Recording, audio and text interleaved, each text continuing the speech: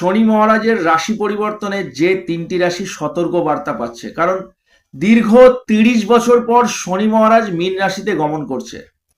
আর শনি মহারাজের রাশি পরিবর্তন জ্যোতিষ জগতের এক উল্লেখযোগ্য গুরুত্বপূর্ণ বিষয়, কারণ শনি মহারাজ অত্যন্ত ধীর গতির প্ল্যানেট, তাই একটা রাশি পরিবর্তন করতে দীর্ঘ 2.5 বছর সময় নেয়। আর এই রাশি পরিবর্তন জ্যোতিষ জগতে 12টি রাশি কিন্তু এর প্রভাবে প্রভাবিত হয়।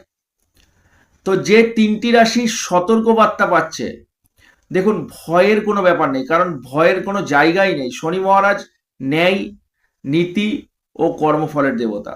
অর্থাৎ আপনি যদি ভালো কাজ করেন, ডেফিনেটলি আপনার সাড়ে সাথী চললেও আপনি ভালো ফল পাবেন। আপনার যদি শনির ঢাইয়া চলে তাও কিন্তু আপনি ভালো ফল পাবেন। যদি আপনি খারাপ কাজ করেন তাহলে আপনার সাড়ে সাথী চলুক আর না চলুক, আপনার সাথে কিন্তু খারাপই হবে। তো এই তিনটি রাশি কি কি? মেষ রাশি, বৃষ রাশি ও মীন রাশি।